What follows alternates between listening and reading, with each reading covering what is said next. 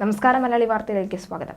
ഭൂട്ടാനിലെ ഏറെ ചരിത്ര പ്രാധാന്യമുള്ള ബേയൂൽ ഖെൻപജോങ്ങിലെ നദീതീരത്ത് ടൗൺഷിപ്പ് നിർമ്മാണം അതിവേഗത്തിലാക്കി ചൈന. ചൈനയുടെ ഇത്തരത്തിലുള്ള ടൗൺഷിപ്പ് നിർമ്മാണത്തിനെ കുറിച്ച് മറ്റാരെക്കാളും നന്നായി നമുക്കറിയാം, ഇന്ത്യക്കാർക്കറിയാം. ഒരു മാസത്തിൽ താഴെയായി ഭൂട്ടാനെയാണ് ചൈന ഇപ്പോൾ ലക്ഷ്യമിട്ടിരിക്കുന്നത്.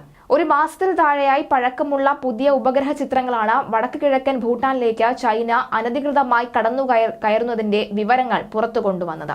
ഭൂട്ടാനുമായുള്ള അതിർത്തി ചർച്ചകൾക്കിടയിലാണ് ചൈനയുടെ നിർമ്മാണ പ്രവർത്തനങ്ങൾ. 2020 മുതൽ ഇവിടെ ചൈനയുടെ നിർമ്മാണ പ്രവർത്തനങ്ങൾ ഉണ്ടായിരുന്നു എന്നതാണ് റിപ്പോർട്ട്. എന്നാൽ ഇപ്പോൾ ദ്രുതഗതിയിൽ നിർമ്മാണം പുരോഗമിക്കുകയാണെന്നാണ് ഉപഗ്രഹ ചിത്രങ്ങളിൽ നിന്നും വ്യക്തമാകുന്നത്. ഭൂട്ടാൻ രാജകുടുംബത്തിന്റെ പൈതൃക സ്വത്തുക്കൾ ഉൾപ്പെടുന്ന പർവ്വത പ്രദേശങ്ങളിലും ചൈനയുടെ കടന്നുകയറ്റം ഉണ്ടെന്നാണ് സൂചന. എന്നിട്ടും ഇത് തടയാൻ സർക്കാരിന് സാധിക്കുന്നില്ല.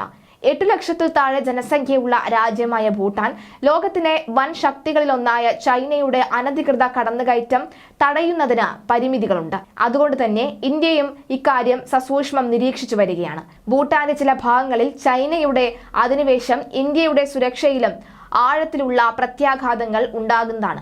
ഭൂട്ടാന്റെ പ്രദേശമായ രാജ്യാന്തര തലത്തിൽ അംഗീകരിക്കപ്പെട്ട പ്രദേശത്ത് അവർ നിർമ്മിച്ച റോഡ് നീട്ടുന്നതിൽ നിന്ന് ചൈനീസ് സൈനികരെ ഇന്ത്യൻ സൈനികർ തടഞ്ഞിരുന്നു.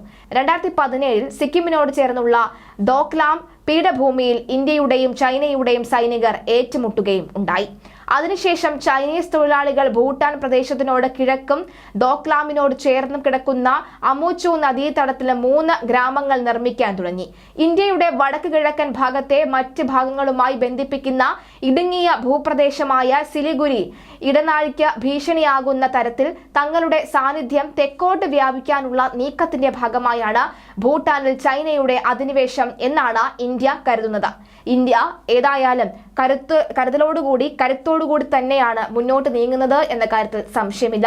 ഇതിനു മുൻപും ഇത്തരത്തിൽ ഇന്ത്യക്ക് നേരെയുള്ള കടന്നുകയറ്റം അത് ദ്രുതഗതിയിലാക്കിയിട്ടുള്ള ചൈനയുടെ തനി സ്വരൂപം ഇത്തരത്തിലുള്ള സാറ്റലൈറ്റ് ദൃശ്യങ്ങളിൽ നിന്നും വ്യക്തമാകുന്ന സാഹചര്യം ഉണ്ടായിരുന്നു. കൃത്യമായി തന്നെ ഇതിനെതിരെ ഇന്ത്യ തിരിച്ചടിക്കുകയും ഒക്കെ ചെയ്തു.